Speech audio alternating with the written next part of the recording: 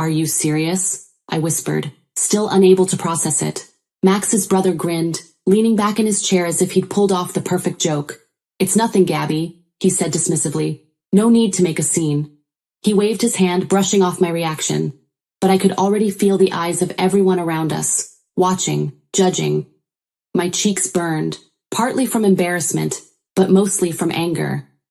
Is this what family means to you? I muttered, clenching my fists. Without another word, he laughed and left, leaving me alone with 1,000 questions and a prenuptial agreement that suddenly felt a lot more than just in case. I am Gabriella, 32 years old. I've been with Max for 6 years already, and I love him dearly. I had always wanted to marry him, and had proposed to him multiple times, but each time I was gently turned down. However, just recently, he finally accepted my 5th proposal. Nowadays, we are busy preparing for our wedding, thinking about wedding plans and choosing outfits. But even amidst this busyness, every day is fun, and I find myself humming songs without even realizing it. Then, one day, while feeling elated, a prenuptial agreement was placed in front of me. Max said that this contract was necessary as a condition for marriage. The content of the agreement was that what belongs to each of us before marriage stays as it is. We won't interfere with what the other inherits in the future, and if the family situation changes, we'll update this document.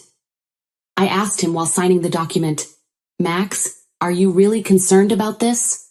He replied, well, it's just for peace of mind, just in case. I think it's important for both of us. I was a bit puzzled as to why he was so insistent on this agreement, but I was more excited about the days ahead with him. However, a little incident was waiting. Max has 2 somewhat eccentric older brothers. Before our wedding, when I met them, Max advised, don't take what those 2 say at face value. They're a bit odd. Just take it lightly.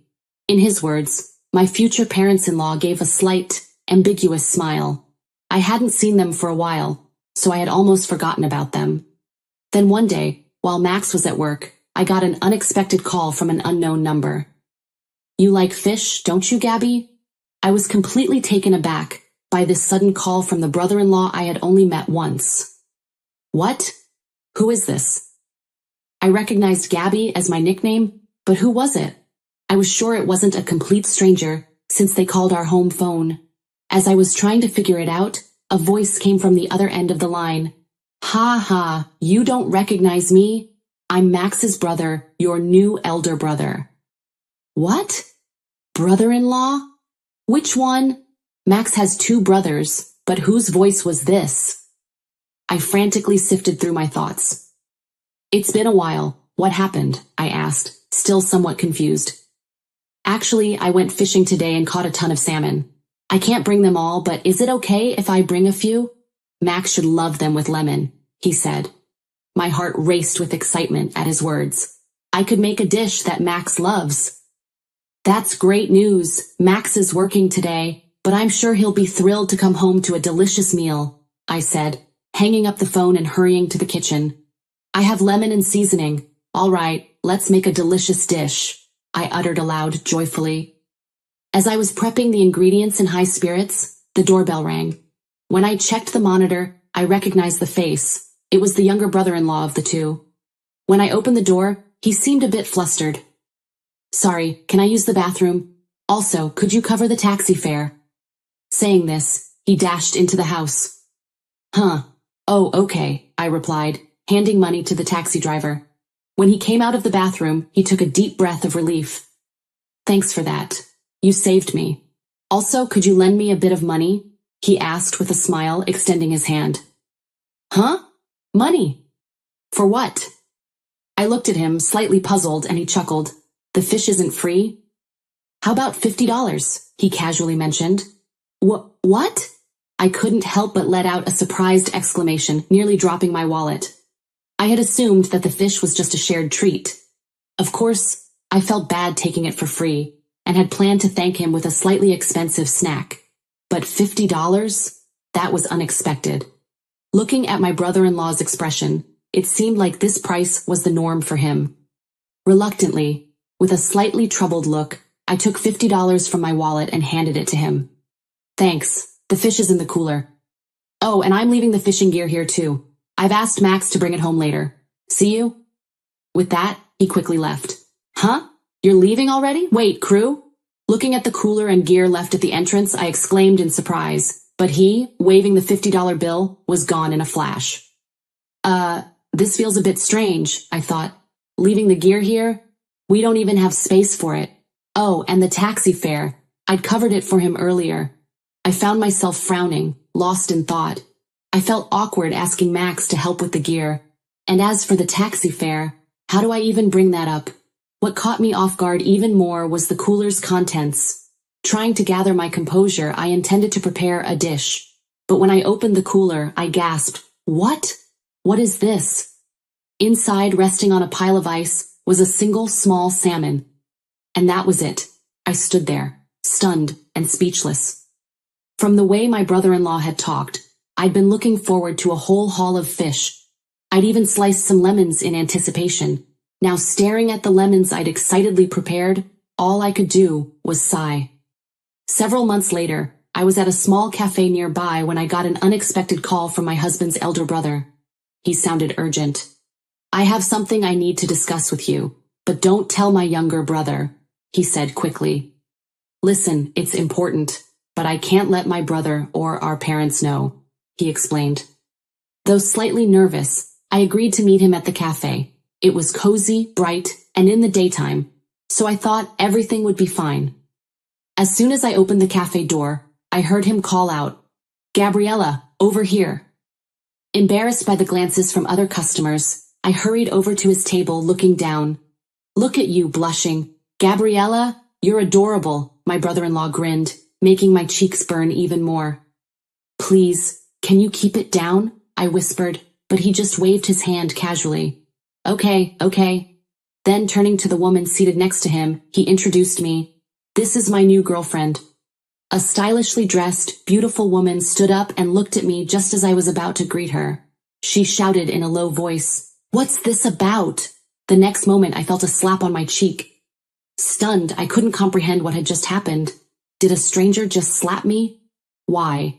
The furious woman in front of me shouted, "This is your new girlfriend? She's so annoying." She stormed out of the cafe. "Wait, Oscar, what kind of prank is this?" I asked, my cheek hurting. I was so shocked that my throat went dry, but my brother-in-law just casually said, "Actually, I had a fight with my girlfriend. I thought of replacing you as my new girlfriend and ending the relationship. Thanks to that, it's all over now." And he laughed. "You're kidding, right?" I couldn't believe it. I started to feel irritated by his nonchalant attitude. He waved his hand dismissively. "Well, these things happen. It's not a big deal. But this is the first time something like this has happened to me. How can I stay calm?" I raised my voice, overwhelmed with anger, shock, and embarrassment. "Don't be so mad," he said. "It's just a small thing." Everyone was surprised, but was it that shocking? Looking around, everyone was stealing glances at me. Feeling the gazes of the other customers, my cheeks burned with embarrassment. Out of embarrassment, I looked down. Taking the opportunity, my brother-in-law stood up with a smile and said, "See you later. Say hi to my brother for me," and left the store. "Wait, I want to talk a bit more." I called out, but he was already out of sight, and my voice didn't reach him. I quickly stood up to chase after him, but a staff member with a concerned look on their face stopped me. "I'm sorry, but can I have the check, please?" the staff said, handing me the check. The only thing that came to mind was, seriously? Recently, I'd been having more issues with my in-laws, and was thinking about keeping a distance from them in my heart. But with so many troubles in succession, I felt both helpless and angry. After sharing everything with my husband, we decided to ignore any contact from his brothers. If they needed anything, they would have to communicate through my husband. After that, I decided to ignore the several messages I received. But it didn't last long, as there was a 60th birthday celebration for my in-laws, and I had to attend this heartwarming event. They have always been kind to me, and they weren't just important as my husband's parents, but also dear to me. "Wow, it's spacious, and that detached room over there is lovely too," I heard my mother-in-law exclaim. Seeing her enjoy herself lifted my spirits. "If I can choose a place for the celebration, I'd like this house," she added. What the in-laws wanted was a traditional house that I recently inherited from my grandparents. That house is actually an 80-year-old traditional house that was relocated. It used to be lively when my grandparents lived there, I explained with nostalgia. My father-in-law also added, reminiscing, the first time I met my wife was also in such a traditional place. It turns out they met while touring old houses, enjoying tea together, and realized they were the same age. In fact, before my grandparents moved to a nursing home, this house was used as a traditional restaurant. Regretting not inviting them sooner, my mother-in-law comforted me, saying, "Today was special, and the place was perfect." At those words, my heart warmed a little. Seeing the house and garden, they wandered around for 2 hours before the party started. Amidst this, the eldest brother came in noisily, showing slight dissatisfaction. "Huh? What's this? Only Max is here to greet us, and we're having lunch in such a quiet place?" "Surprising," the eldest brother exclaimed. Max replied with a warm smile. "This is a request from Mom and Dad. They wanted to spend family time in a cozy environment, and this lunch is a special version from a famous local shop." When Max said that, I remembered how I had been looking forward to that lunch. The second brother interjected with a concerned face. "Even if it's special, lunch is still a lunch. Shouldn't we have ordered more luxurious food in such a beautiful house? Aren't you being too frugal, Max?" While it must have been expensive to rent the house, today was for my parents-in-law, and I felt we should respect their wishes. Originally, I still hadn't been reimbursed for the taxi fare when I was given just a small salmon, nor for the expenses at the shop where I had a commotion with his ex-girlfriend. But even after that, my eldest and second brothers-in-law continued to nag at Max and me, occasionally cracking jokes. Through it all, Max maintained his usual calm and gentle demeanor. I really loved that about him. Amidst such a pleasant conversation, my eldest brother-in-law smiled and said, "Hey, I just thought of a good idea." I became a bit worried. His good ideas sometimes took unexpected turns. Max looked at me with a slightly tense expression, possibly feeling the same way. After that, the eldest whispered something to the second brother-in-law, and they both started laughing with a gleam in their eyes. "We're family, right? There's a way to make this special day even more special," the eldest said with a smile. Suddenly, he looked at my husband and started speaking. "Has this place already closed down?" My husband replied gently, surprised, "Yes, it has." Then my brothers-in-law approached us with excitement. "Wait a second, are you implying that you're the breadwinner here?" the second brother-in-law said with a smile. The eldest exclaimed, "Owning such a wonderful place in a big house, you're really lucky." My husband tilted his head, confused. "Wait, are you misunderstanding something?" But my brothers-in-law continued. The second brother said in a playful tone, "You can't keep this wonderful place all to yourself. Share it with us. Aren't we brothers?" The eldest chimed in, grinning. I understood their intentions and came up with a little idea. "What do you want?" I asked with a laugh. They looked at me, eyes shining, probably thinking of our family assets. But I couldn't simply comply with their demands. After all, this house was inherited by me and not my husband. My husband has always been supportive, especially when inheritance matters arose. He often reminded me, "If there's any problem, consult me. Remember to manage our prenuptial agreement properly." Thinking about his warmth and sincerity made my brothers-in-law's attitude even more displeasing. "This place is in an absolutely perfect location, isn't it?" the second eldest brother said, gesturing around. "Just a short walk, and you can get anything you need. And this house, isn't it a bit too big?" he added, exaggerating. "Maybe we should let our younger brother's family live here," the eldest suggested, crossing his arms. "If you don't agree, we don't have to meet anymore." Taking a deep breath, I calmly replied, "It's fine." They were stunned. "Really? Can my younger brother live here?" I answered with a smile. "Yes, of course. You are very welcome, not just for the younger brother-in-law, but for you as well. I hope you all find the house to your liking. Here are the keys." When I handed over the keys, the expressions of the brothers-in-law instantly brightened up. "Really? We're so grateful." The second brother-in-law smiled and the eldest added, Yes, Gabriella, thank you so much.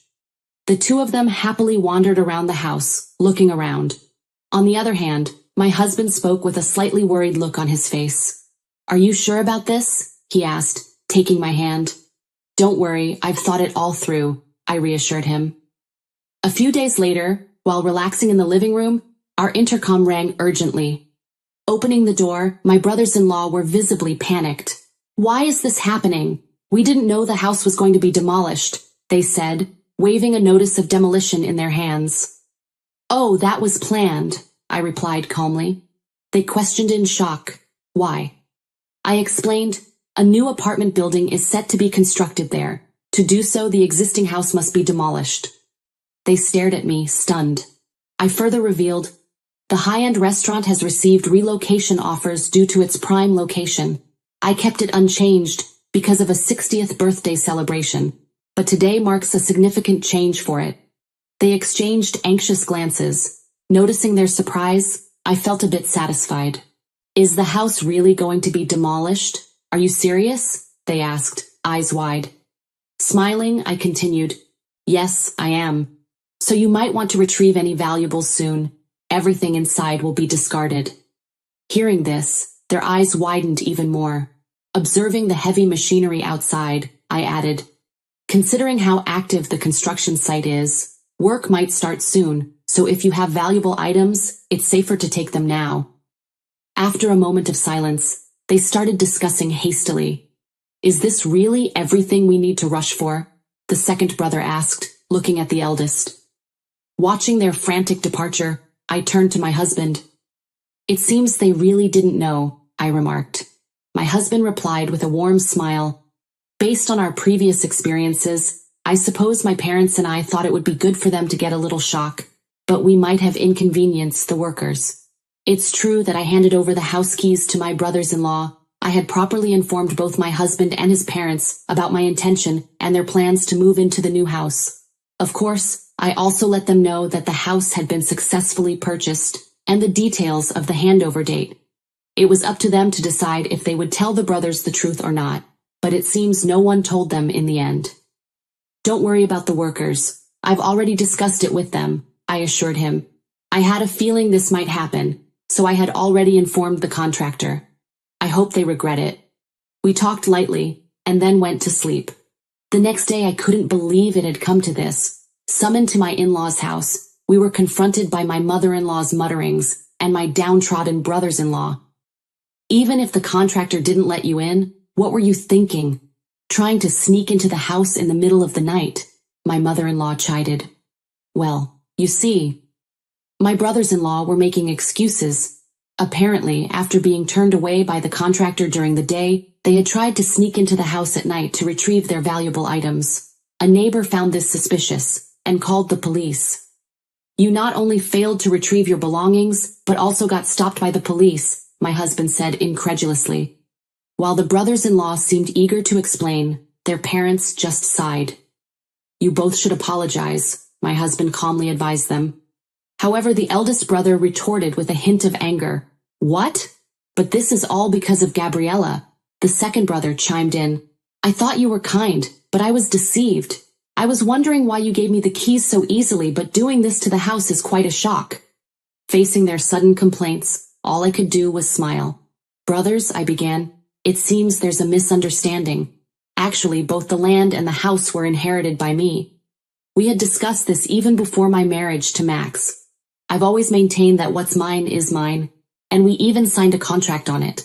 So it's not your place to intervene. Really? They exclaimed. Wait, a contract? One of the brothers-in-law stammered, looking shocked. Yes, a contract, I replied, deciding to explain calmly. Since my grandparents' time, there have been various considerations about what to do with the land, but they always wanted to keep it as it is. They did tell me, however, that I could sell it in the future, and I consulted a trusted contractor about this. So, it's none of your business. Then I added with a sigh, but we're family. Why do you think it's not our concern? One of them asked indignantly. Before answering, I delved deep into my memories. I started thinking seriously about marriage about 3 years ago. My dad raised me with great care on his own, because my mom passed away shortly after giving birth to me. Dad and I were close, like best friends, and we spent many times together, camping in summer, ski trips in winter. But those happy days ended suddenly when my father unexpectedly fell and passed away. I was overwhelmed, filled with regret for not being able to do anything for him, and the emptiness of the room where his presence once was. During that time, my husband stood by me, supporting me during my father's funeral and subsequent memorial services. When I couldn't move from the room I shared with my father, my husband would make me homemade soup and listen to my stories about my father all night. "I really want to marry you," I had told Max during my 5th proposal.